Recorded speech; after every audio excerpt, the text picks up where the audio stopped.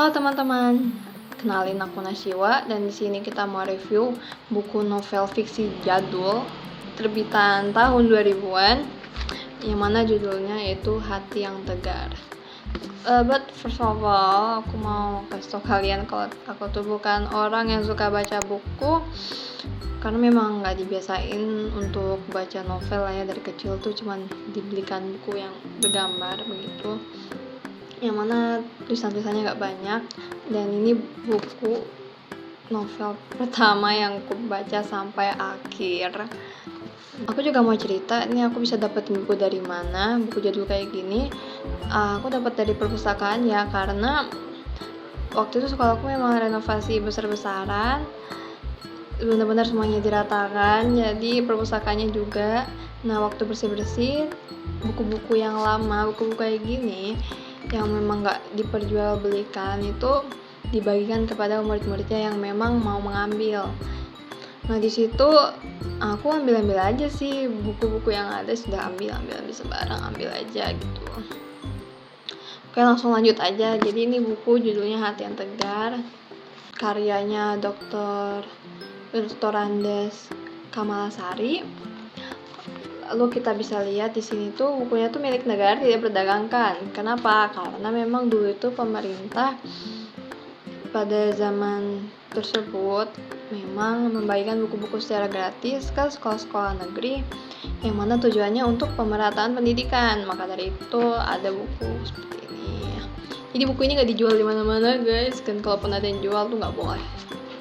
Paling mungkin di perpustakaan lama ada lah ya mungkin menyediakan buku-buku ini.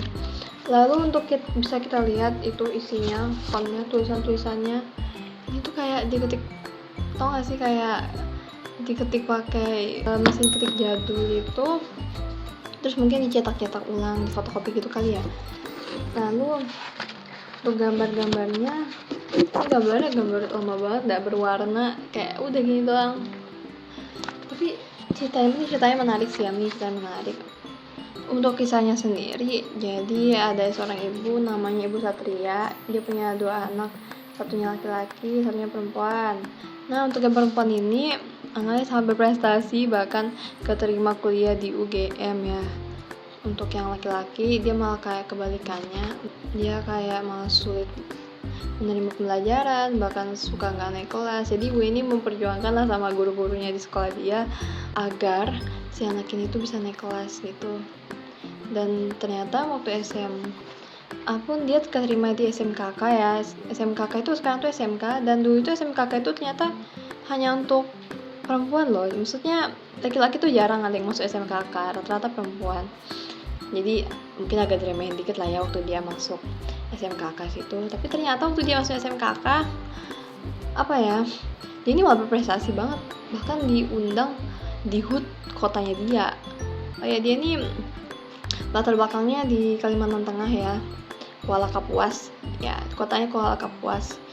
Bayangin dia sampai diundang di HUT kotanya dia. Ini kayak ngejarin kayak manusia tuh memang ada kalanya di bawah, ada kalanya di atas gitu loh ya kan.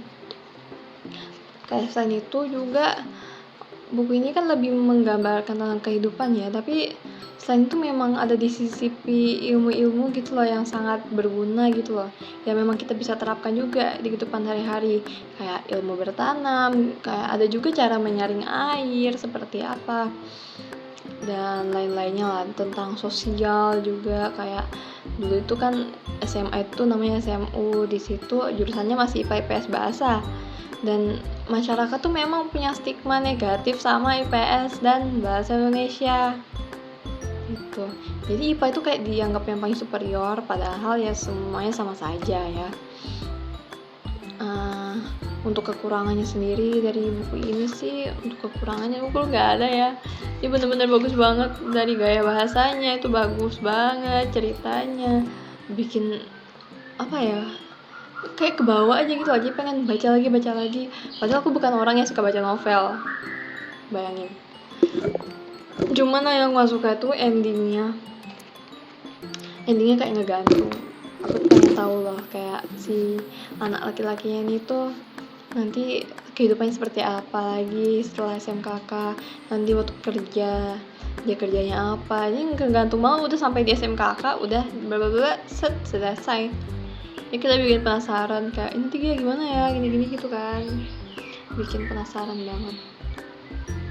Dan aku berharap banget pemerintah sekarang tuh ada lagi nyediain buku kayak gini, please disediakan di perpustakaan jadi anak-anak bisa baca, atau enggak kalau bisa mungkin langsung dibagikan aja kali ya ke murid-muridnya. Jadi paling enggak muridnya adalah baca 1-2 halaman. Kalau mereka nggak suka bisa dibagikan ke teman-temannya atau dibagikan ke orang yang lebih membutuhkan, itu kan lebih enak kan. Itu aja sih dari aku. Semoga video ini menarik dan bikin kalian tertarik untuk baca buku deh. Walaupun aku cuma review 1 buku ya, tapi semoga kalian bisa di kayak cari tahu buku-buku yang seperti ini gitu kan. Itu aja sih guys, dadah, see you next time, bye.